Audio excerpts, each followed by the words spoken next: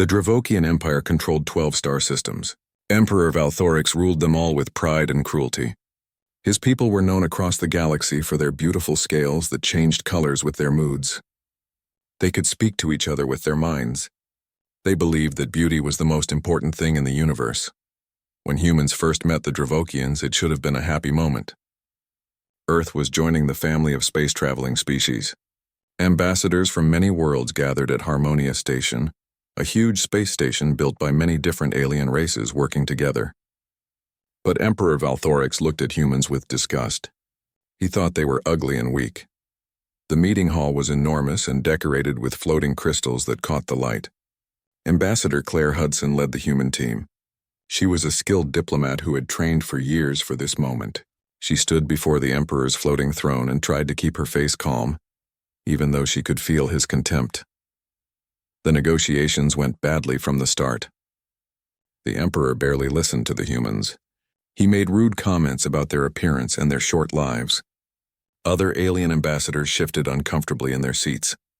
This was not how first contact was supposed to go. Then someone mentioned marriage alliances. In many alien cultures, marriages between royal families helped create peace. It was an old tradition that had worked for thousands of years. Ambassador Hudson suggested it carefully, hoping it might smooth over the difficult relationship.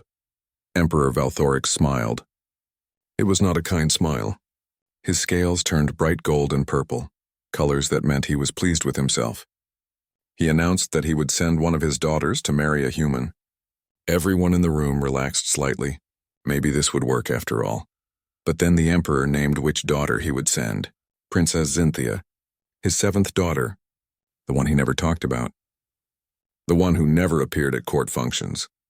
The one whose scales were gray instead of the rainbow colors that Dravokians prized. The insult was clear to everyone present. The other ambassadors looked uncomfortable. Some whispered to each other. The Emperor was sending his least valued daughter, the one he considered ugly and worthless. He was making fun of both humans and his own child with one cruel gesture.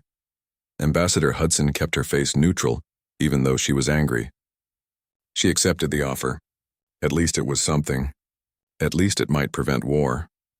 Far away from the diplomatic drama on a space station orbiting Mars, Jake Morrison was working.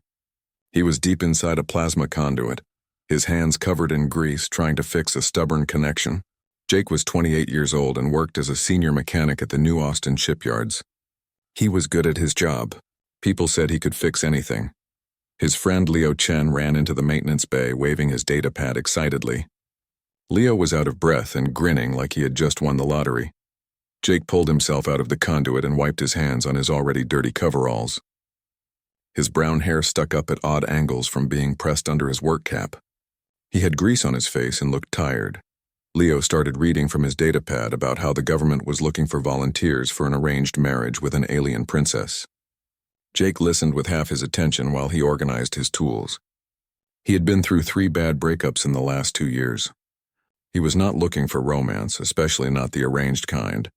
But as Leo kept talking, something caught Jake's interest. The volunteer needed technical skills. They needed to be calm under pressure, and most interesting to Jake, they would have access to alien technology that humans had never seen before. Jake had always loved learning how things worked. As a kid, he had taken apart every machine in his house. He studied engineering in college and then specialized in experimental propulsion systems. The chance to see Dravokian technology, to understand how their engines worked, was incredibly tempting. Leo noticed his friend's interest and pushed harder. The pay was amazing. The benefits were incredible. It was a chance to be part of history. Jake thought about his tiny apartment. He thought about his mountain of student loan debt. He thought about how every day felt exactly the same. Wake up, work, eat, sleep, repeat. Over and over, he looked at Leo and shrugged. Why not? What did he have to lose? Maybe it would be an adventure. Maybe he would learn something new. And if the princess turned out to be completely incompatible, well, at least he would have some good stories to tell. The interview process was long and strange. Jake went through psychological tests, medical exams, and endless questions about his background. The officials seemed surprised that he stayed interested even after they told him that Princess Xynthia was considered ugly by her own people. Jake did not understand why that mattered. Beauty was different for every person, every culture. And besides, he was more interested in meeting someone with a good mind and a kind heart. Looks changed over time anyway. Personality was what lasted. He told the selection committee exactly that. He said he just wanted to meet someone real, someone genuine. He wanted a partner, not just a pretty face. 3 months later, Jake found himself on a diplomatic transport heading toward Harmonia Station. He could not quite believe it was real. He was going to meet an alien princess. He was going to be part of an arranged marriage that would help build peace between species. The other candidates had dropped out one by one during the training. Some decided they could not leave Earth. Some got scared when they learned more about Dravokian culture. Some just changed their minds. But Jake stayed. He studied Dravokian language and customs. He learned about their history and their values. He prepared himself as best he could. Now the transport was approaching Harmonia Station, and Jake could see it through the window. It was beautiful beyond words. The station was huge, built from materials from dozens of different worlds. Parts of it looked like crystal, parts like metal, parts like something he had no name for. It glowed with its own light against the darkness of space. A diplomatic aide named Patricia Lawson sat next to him, reviewing protocols one more time. Do not stare. Let the princess speak first. Be respectful of her personal space. Do not mention her appearance under any circumstances. Jake nodded along, but his mind was racing. What would she be like? Would they be able to talk to each other? Would they find any common ground? He was nervous, but also excited. His whole life was about to change, and he was ready for it. The corridors of Harmonia Station were like nothing Jake had ever seen. The walls seemed to be made of crystal that shifted colors as he walked past. Lights floated in the air without any visible source. Aliens from dozens of species walked by, some humanoid, some completely different from anything on Earth. Jake tried not to stare, but it was hard not to be amazed by everything around him. Patricia Lawson walked quickly, her shoes clicking on the strange floor. She kept glancing back at Jake nervously. She reminded him one more time not to comment on the princess's appearance. The Dravokians were extremely sensitive about beauty. It was the most important thing in their culture. They reached a tall door covered in flowing patterns that seemed to move. The door spiraled open like water going down a drain, revealing a garden dome beyond. Jake stepped through and stopped completely still. The garden was incredible. Plants from different worlds grew in separate sections, each one maintained at the perfect temperature and atmosphere for that species. A fountain in the center defied gravity, water flowing upward in spirals before falling back down. And sitting on a bench beside the fountain was Princess Xynthia. She stood as they approached. She was about 6 feet tall with a slim build. Her body was covered in scales, but they were not like the pictures Jake had seen of other Dravokians. Where other members of her species had bright, shifting rainbow colors, Xynthia's scales were a soft, matte gray. They did not shimmer or change. They stayed the same constant color. Her face was reptilian with a long snout and sharp features, but there was an elegance to it. Her eyes were large and amber-colored, almost golden. They watched Jake carefully, cautiously. On her head, instead of hair, she had delicate frilled ridges that lay flat against her skull. Jake thought she was beautiful. The gray of her scales reminded him of brushed titanium, something solid and real. Her eyes were warm despite their alien shape. When she moved, there was a natural grace to her movements, even though he could see she was nervous. Patricia made the formal introductions. She called Xynthia by her full title and presented Jake as the selected match. Her voice was stiff and ceremonial. Then Xynthia spoke, her voice melodic but with a slight hiss on certain sounds. She told Patricia to leave them alone. Patricia looked worried but obeyed. The door spiraled shut behind her, and suddenly Jake and Xynthia were alone in the garden. The silence stretched between them. Jake watched as Xynthia's scales seemed to darken slightly, and he wondered if that was how her species blushed. Xynthia spoke first, her voice barely above a whisper. She said that she understood he must be disappointed. Her father's joke had been cruel to both of them. Jake had expected beauty, and instead he got her. Jake interrupted before she could finish. He stepped closer and said that he thought her scale patterns were really interesting. Like brushed titanium, he explained. He worked with metals every day, and he had never seen anything quite like her scales. They were striking. Xynthia stared at him with wide eyes. She seemed shocked. She asked if he truly found her appearance acceptable. Not disgusting or disappointing? Jake said honestly that he found her more than acceptable, but he also said that he was not going to pretend to know her based on looks alone. He suggested they just talk and get to know each other as people.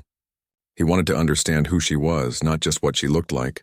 For the first time, Cynthia's rigid posture relaxed. She asked what her father had told him about her. Jake said just that she was a princess who liked engineering. And that part, he admitted, was what really got him interested. He was a mechanic who specialized in propulsion systems. Something changed in Cynthia's expression. The frilled ridges on her head lifted slightly. She asked if he really worked with engines. Jake nodded and said he worked mostly on experimental plasma drives, but he could fix almost anything. He asked what she did. Cynthia said she designed engines. There was pride in her voice now. Her father thought it was beneath royalty to do such work, but she loved mathematics and mechanics. They were logical and beautiful in their own way. Jake grinned and said he was impressed. A princess who was also an engineer. That was amazing. He wanted to know more. They talked for hours. Cynthia showed him designs on her personal datapad, revolutionary ideas for faster-than-light travel that used principles Jake had never considered. Jake shared stories from the shipyards, problems he had solved, tricks he had learned over the years. The conversation felt natural and easy. Both of them forgot about the awkwardness of their arranged situation. The artificial sun in the dome began to set, casting golden light across the plants and the fountain. Cynthia asked quietly if Jake truly did not mind her appearance. Her voice was vulnerable. Jake met her eyes and said honestly that he thought she was gorgeous. But even if he did not feel that way, she was brilliant and kind, and she laughed at his terrible jokes. Those things mattered much more than looks. The gray scales on her cheeks definitely darkened then. Cynthia explained that others of her kind found gray to be the color of stone, lifeless and unchanging and ugly. Jake said he found gray to be peaceful, steady and reliable. The universe had enough things that changed all the time. Sometimes constant was exactly what someone needed. Cynthia looked at him for a long moment. Then she reached out slowly, carefully. Her hand, with 3 long fingers covered in smooth scales, touched his. Jake felt that her scales were surprisingly warm and smooth, not cold and rough like he might have expected. Cynthia said softly that perhaps this arrangement would not be the punishment her father intended. Jake squeezed her hand gently and said he was starting to think her father had done them both a huge favor. Over the next few weeks, they spent every day together.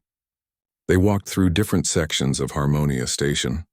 They ate foods from different worlds, some delicious and some terrible. They worked on engineering problems together, combining Jake's practical experience with Cynthia's theoretical knowledge. They learned about each other's cultures and languages. Jake learned that Cynthia had been isolated most of her life. Her father barely acknowledged her existence. Her sisters, all beautiful by Dravokian standards, had been cruel to her. They called her names and excluded her from everything. She spent most of her time alone in her workshop, designing engines that no one would ever build because they came from the gray daughter Cynthia. Learned that Jake had grown up in a small town in Texas. His parents were good, people who worked hard and supported their kids. His sister was a teacher. He had always been good with his hands, always curious about how things worked. He joined the military briefly after high school, learned discipline and got some training, then used his benefits to study engineering. He was just a regular guy who happened to be good at fixing things. They found that despite coming from completely different worlds, they understood each other. Both were problem solvers who thought in systems. Both loved the pure logic of mathematics and physics. Both had been lonely and were tired of being alone. One evening, they sat together watching ships come and go from the station through a massive observation window. Cynthia leaned against Jake's shoulder, something that had become natural for them. Her scales were warm against his skin. She asked him why he really volunteered for this. He could have had a comfortable, normal life on Earth. Jake thought for a moment before answering. He said that his whole life had felt like it was on rails. School, job, maybe marriage, maybe kids, retirement, done. This felt like a chance to do something different, to matter, to have an adventure. Cynthia asked quietly if he regretted it now. Jake turned to look at her. He started to say that he could never regret meeting his best friend, could never regret working on amazing projects, could never regret falling in, and then he stopped, realizing what he was about to say. But Cynthia had heard enough. Her scales darkened in what Jake now knew was a blush. She asked him to finish. Falling in what? Jake said the word quietly. Love. He was falling in love with her. Maybe he had been since that first day in the garden when she was so nervous, and he just wanted to make her smile. Cynthia's amber eyes got very bright, almost like she was crying, though she explained that her people could not produce tears. She said that she had been in love with him since he called her scale striking and meant it, since he listened to her talk about engines like it mattered, since he made her feel like she mattered. Jake reached up and gently cupped her face. His warm human hands touched her smooth, cool scales. He told her that she did matter. She had always mattered. Her father was a fool. They kissed then. It was awkward because their mouths were shaped so differently, but it was also perfect because it was real and full of feeling. When they pulled apart, both of them were smiling. The wedding took place 2 months later on Harmonia Station. It was small by royal standards, but it was beautiful. Representatives from both Earth and the Dravokian Empire attended.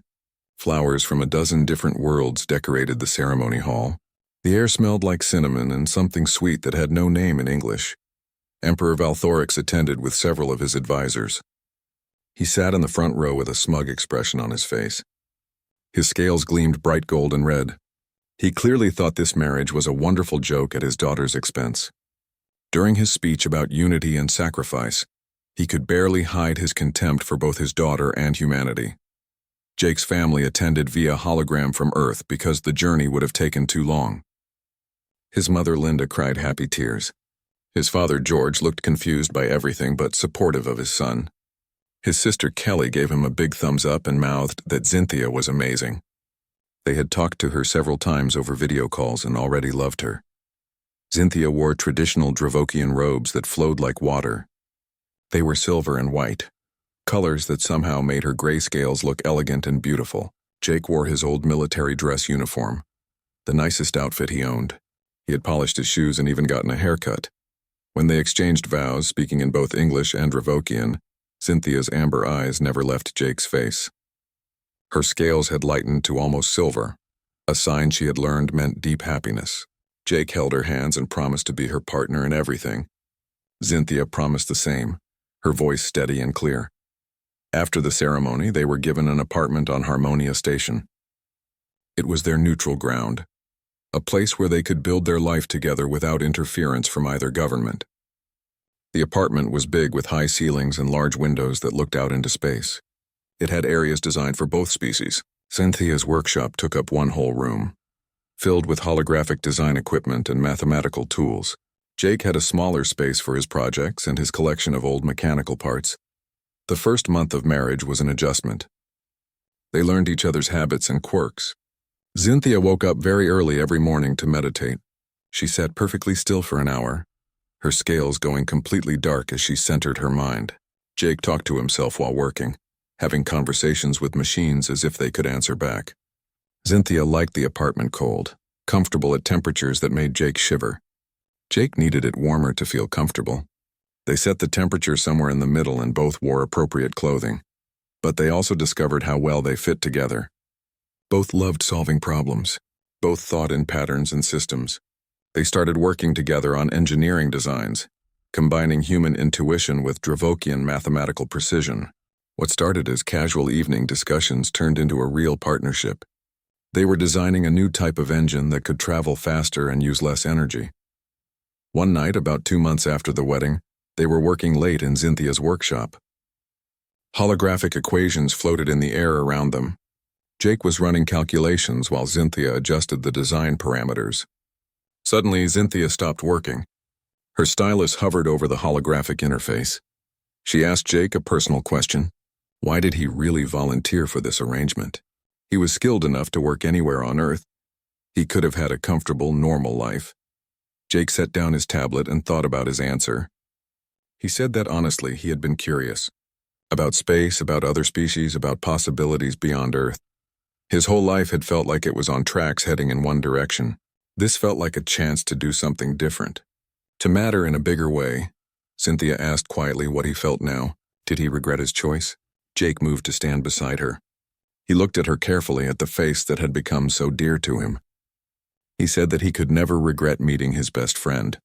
Could never regret working on projects that might change how ships traveled. Could never regret falling in love with the most amazing person he had ever met. Cynthia's amber eyes got very bright. She whispered that her people did not cry, but if they could, she would be crying now. She had been in love with him since that first day. Since he looked at her gray scales and called them striking. Since he listened to her ideas like they mattered. Since he made her feel valued for the first time in her life. Jake cupped her face gently in his warm hands. He told her that she had always mattered. Her father was wrong about everything. She was brilliant and kind and beautiful in every way that counted. They kissed and it felt like coming home. The next day, Cynthia showed Jake something she had never shown anyone. In her private chambers, she had a collection of human items.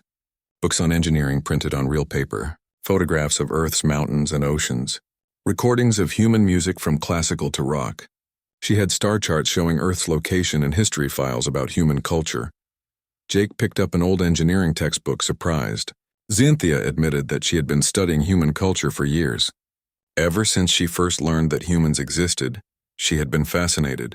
Humans built things with passion, not just logic. They created beauty even in functional objects.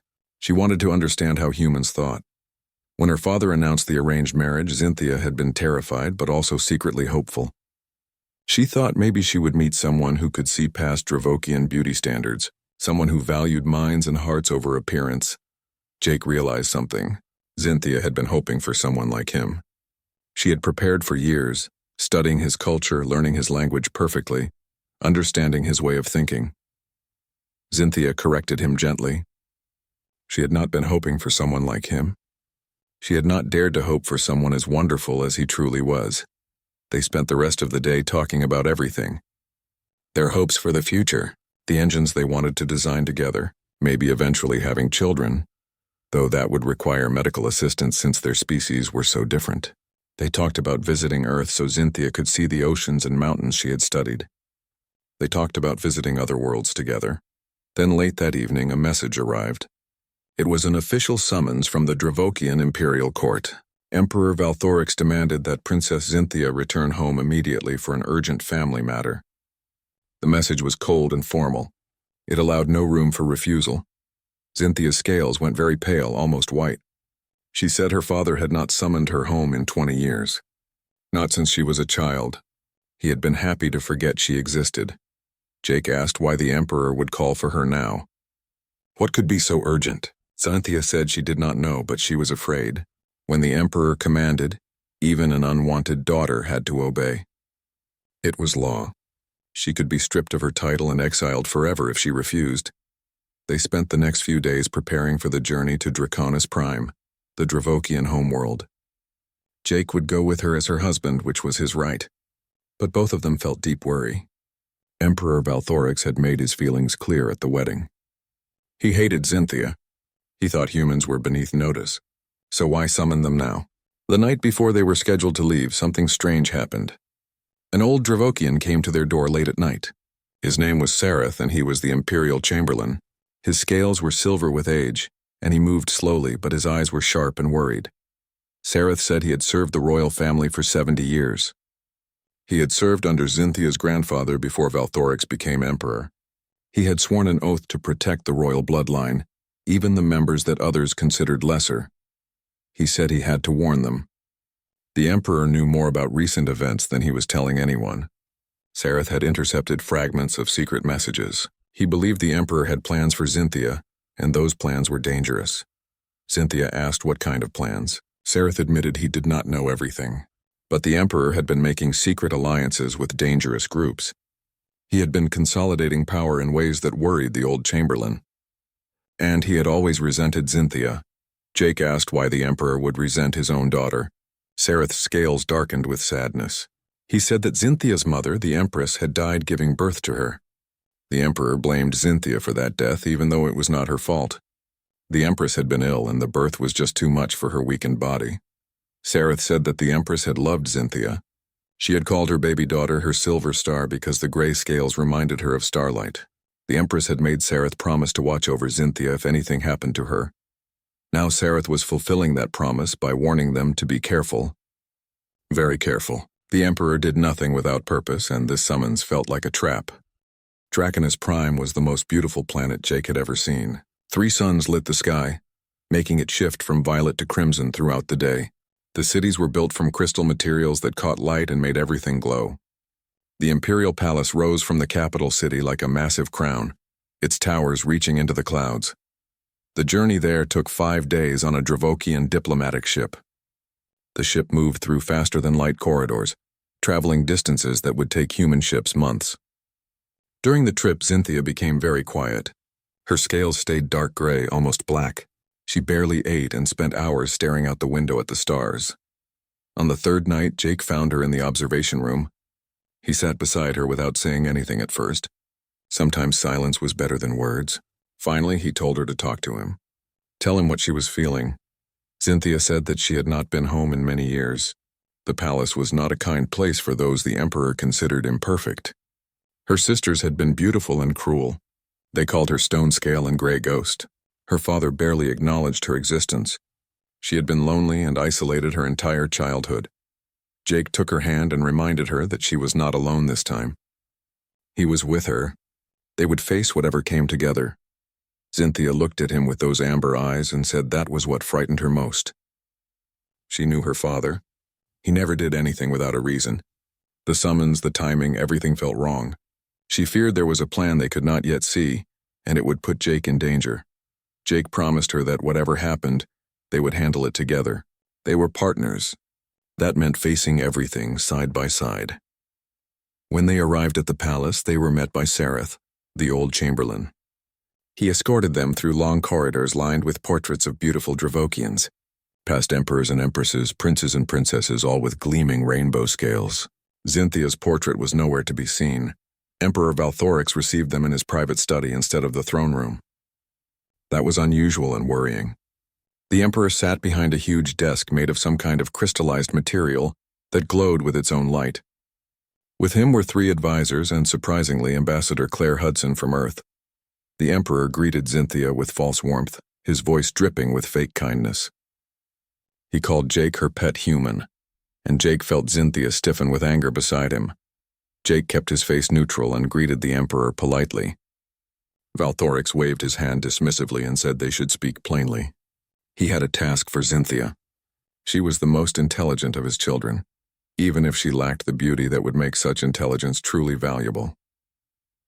Xynthia asked what task he meant. The emperor stood and activated a holographic display in the center of the room. It showed a region of space marked in red with warning symbols.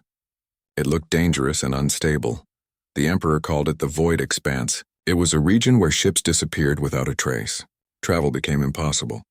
The phenomenon was expanding and threatening important trade routes. It was affecting both the Dravokian Empire and human space. Ambassador Hudson spoke up. She said that Earth had lost 3 ships in the past year. The Void Expanse seemed to destabilize faster than light travel specifically. Scientists could not explain it with conventional physics.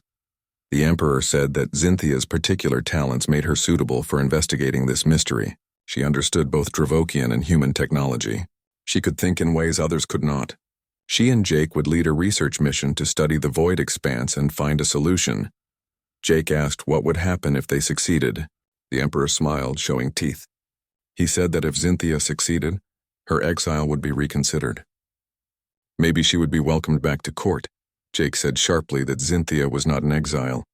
She had been married off. The Emperor laughed and said it was the same thing. Then he asked if they accepted the task or not. Xynthia's scales had turned almost black with rage. But when she spoke, her voice was perfectly controlled. She said they would investigate, not for his approval, but for the lives that were at stake, for the people who had died and the ones who might die if the Void Expanse kept growing. The Emperor seemed pleased. He said they would have access to his best research vessels and staff. Then he dismissed them with a wave. That night, in their assigned quarters in the palace, Xynthia let her composure break. Her scales flickered between dark gray and black rapidly. Jake recognized it as a sign of extreme distress. She said that her father had planned everything. The marriage, the humiliation, sending her away to Harmonia Station.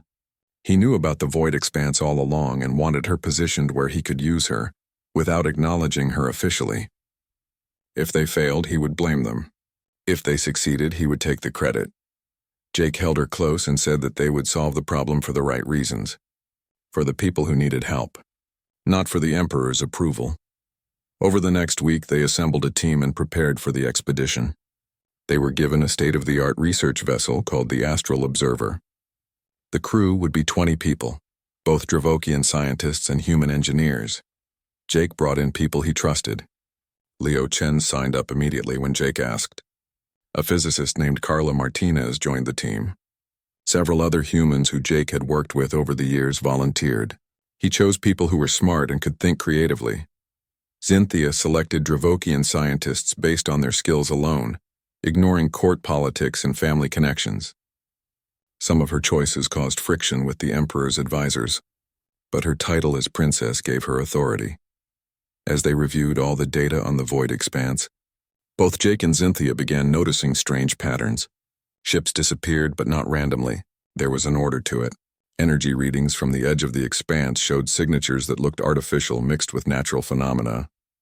Late one night, Xynthia was studying data when she called Jake over. She said that the void expanse was not entirely natural. Someone or something was involved. Jake asked if she thought someone was causing it. Xynthia said maybe, or maybe someone was using it. She showed him the patterns. Trade routes were affected, but military patrol routes were not. It was almost like whatever caused the expanse knew the difference between civilian and military ships. Carla joined their conversation and said that would be impossible unless they were dealing with intelligence. But intelligence from what? What could be smart enough to affect space itself? They would get their answer sooner than expected. The night before they were scheduled to leave, Sareth came to their quarters again. He was even more worried than before. He said he had intercepted more messages. The Emperor had been in communication with something inside the void expanse. Sareth believed the Emperor was planning to use the expedition to get rid of Xynthia permanently. Jake felt cold fear. Sareth continued, saying he did not know all the details of the Emperor's plans, but Valthorix had been consolidating power and making dangerous alliances. He was planning something big, and Xynthia was a threat because she was too smart and too principled. Sareth reminded them that Xynthia's mother, the Empress, would never have allowed such schemes. She had been a good and wise ruler. She had loved Xynthia and protected her, but now she was gone and the Emperor blamed Xynthia for her death. After Sareth left, Jake and Xynthia sat together in the dark. Jake said they should refuse the mission. They should tell Ambassador Hudson everything and go back to Harmonia Station where they were safe. Xynthia said that if they refused, the Emperor would send others. Those people would die and the mystery would remain unsolved. Whatever was happening in the void expanse had to be stopped. But Jake was right about one thing. They had to be very careful. They spent the rest of the night making backup plans. They set up secret communication protocols with Ambassador Hudson and with trusted contacts on Harmonia Station. They arranged for all their research data to be automatically transmitted to safe locations. If something happened to them, the information would not be lost. As dawn broke over Draconis Prime, the three suns painting the sky in shades of violet and gold, Jake looked at his wife. Her scales were pale with determination. They were about to fly into danger, possibly into a trap, but they would do it together, and they would be ready for whatever came. The Astral Observer was an amazing ship. Its hull was smooth and curved, built from materials that seemed to flow like liquid but were stronger than any metal. The windows were huge, giving the feeling of flying through space in a bubble. The crew of 20 moved efficiently through their pre-launch checks. Jake quietly watched the Dravokian scientists that the Emperor had assigned to their crew. He marked 3 of them as suspicious. Leo had done background research and discovered that they had ties to military intelligence. One of them, a scientist named Vareth, was not even really a scientist. His credentials were fake. Leo whispered that he would keep watching them. Jake nodded and told him not to let them know they were being watched. The jump to the edge of the void expanse was smooth and quick. When they emerged from faster-than-light travel, they found themselves in a region where stars seemed dimmer. In the distance, visible even without instruments, was a darkness that seemed to swallow light itself. It looked wrong, like a wound in space. The ship's sensors immediately went crazy with readings. Alarms beeped and screens filled with data. Xynthia stood at the science station, her scales pale with concentration. She said the readings were extraordinary. Space and time were being folded, compressed, and expanded all at the same time. No natural force could do this. Jake asked if an unnatural force could. Cynthia said perhaps. Or maybe a technology so advanced that it looked like nature to them. They spent the first week running tests from a safe distance. They sent probes into the edge of the expanse. Most stopped transmitting immediately. A few sent back seconds of data showing impossible things. Time running backward, space turning inside out, energy becoming matter and matter becoming something else entirely. Carla was the first to spot a pattern. She showed them that every 7 hours and 43 minutes, there was a pulse from the expanse. Like a heartbeat. Regular and steady. Cynthia studied the rhythm and said it was too regular to be random chaos. This was information. This was communication. Jake had an idea. What if they sent a pulse back? What if they matched the frequency and tried to talk to whatever was in there? Cynthia's eyes lit up. She said she could modify their communication array to send the right kind of signal. If this was someone trying to communicate, maybe they could establish contact. While they worked on the modifications, Jake noticed that Vareth was sending encrypted messages back to Draconis Prime. He had Leo track them secretly. The messages were going directly to the Imperial Palace. The Emperor was watching everything they did. Leo said that Vareth was reporting all their progress. Jake said to let him keep reporting. They would give the Emperor exactly what he wanted to see. It took 3 days to modify the communication system. Cynthia worked almost without sleep, her brilliant mind solving problem after problem. Jake helped where he could, offering insights from human engineering that complemented her mathematical approach.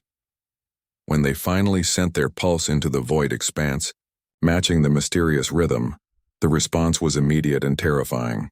The darkness surged forward, expanding toward them at impossible speed. Alarms blared throughout the ship. Crew members panicked and shouted. Some wanted to run, but Cynthia stood firm at her station reading the incoming data. She commanded everyone to wait. It was not attacking. It was answering. The darkness reached their ship and surrounded them completely. Outside the windows, the stars disappeared. They floated in absolute void in total darkness. But somehow they were safe. The ship was undamaged. The crew was unharmed. Then a voice spoke, not through their communication system, but directly into their minds. Every person on the ship heard it, each in their own language. The voice was vast and ancient and completely alien. It said one word. Finally. Someone who listens. Jake grabbed Cynthia's hand as the presence made itself known. It was enormous beyond comprehension, not a creature like they understood creatures, not a machine, something between and beyond both concepts. The entity began to explain. It came from another dimension, a place where physics worked completely differently. Centuries ago, an ancient civilization had conducted an experiment that went wrong. The experiment tore a hole between dimensions and pulled the entity through. It had been trapped ever since, unable to return home. The void expanse was its prison, a wound in space and time that the entity could not heal alone. It had been calling for help for hundreds of years. It sent patterns, mathematical signals, hoping someone would understand. But the beings who came to investigate feared it. They attacked. The entity defended itself. Ships were destroyed. Carla asked why the entity had not just communicated directly instead of through patterns. The voice said it had tried. But its thoughts were too different, too vast. When it spoke directly to minds, it drove listeners insane. So it used mathematics instead because mathematics was universal. Cynthia stepped forward. Her scales were shimmering slightly, something Jake had never seen before. She said they could help. They wanted to help. But they needed to understand the nature of the prison. She asked the entity to show them. What followed was an exchange of pure information. The entity shared its understanding of dimensional physics. Xanthia and her scientists absorbed what they could, their minds stretching to understand concepts that had no names in any known language. Jake watched his wife work and felt awe. She was completely in her element, speaking in pure mathematics with a being made of living equations. Her scales actually glowed faintly as if her excitement was manifesting physically. After hours of this exchange, Cynthia said she understood. They could not free the entity alone, not with current technology. But they could make the prison larger and more comfortable. They could create a bridge so the entity could teach them, and they could translate for it. No more ships needed to be lost. The entity agreed. Over the next week, they worked together. Alien intelligence, Dravokian princess, and human ingenuity combined. They built a network of devices around the expanse. The devices stabilized the region, turning it from a deadly trap into a controlled area. The entity could exist peacefully while everyone worked on finding a way to eventually send it home. But Vareth had been reporting everything to Emperor Valthorix. And the Emperor had very different plans. On the 8th day, a Dravokian battle fleet appeared. Dozens of warships surrounded the astral observer. The Emperor's face appeared on their main view screen. His scales were blazing crimson with rage. He said that Xynthia had made first contact with an alien entity and failed to report it immediately. This was treason. She would surrender the creature to Imperial custody. She would return home to face judgment. Xynthia stood tall and said the entity was not a creature to be captured. It was a sentient being that deserved rights and respect. The Emperor snarled that it was a weapon. With such power, the Dravokian Empire could control the entire sector. He would have it, even if he had to destroy the astral observer to get it. The battle fleet began moving into attack position. Weapons powered up. Jake realized with horror that the Emperor was willing to kill his own daughter and everyone on the ship to get control of the entity. Xynthia whispered that her father was going to kill them all. But Jake had prepared for this. Before leaving Harmonia Station, he had given Ambassador Hudson a failsafe. If they were attacked, everything would be released automatically. Jake activated the system. Across the galaxy, on every news network, the full story began broadcasting. The entity's existence and peaceful nature, the Emperor's plot to weaponize it. But more importantly, Jake included all the evidence that Sareth had provided. Records of the Emperor's corruption, his illegal alliances, his plans for conquest and war. The broadcast reached Draconis Prime in seconds. It reached the noble houses, the military, the common people. Everyone saw the truth. On the view screen, they watched the Emperor's face as he realized what had happened. His scales flickered rapidly through different colors before settling on a sickly green. He hissed that Xynthia dared to defy him. Xynthia said yes, she dared. She was the daughter of Empress Cirella, who taught that leadership meant service, not domination. The Emperor had dishonored her mother's memory and betrayed their people. It had to stop. The battle fleet held position but did not fire. The ship commanders were receiving new orders from Draconis Prime. The noble houses were moving against the Emperor. The evidence was too clear, too public to ignore. Within hours, it was over. Emperor Valthorix was removed from power and placed under arrest. The battle fleet stood down and offered protection to the astral observer instead of threatening it. Ambassador Hudson contacted them directly. She said that Jake certainly knew how to cause trouble. The Dravokian government was in chaos, but the temporary council wanted to meet with Princess Xynthia. They were talking about completely reforming their system. Jake looked at his wife. She stood staring at the screen in shock. He touched her shoulder gently and asked if she was okay. Xynthia turned to him with wide amber eyes. She said her father was gone. She was truly free. Jake corrected her. They were free, both of them together. Over the following months, Xynthia worked with the new Dravokian Council to establish a better government, one based on merit instead of appearance, on cooperation instead of conquest. She refused to take the throne herself but helped design the new system.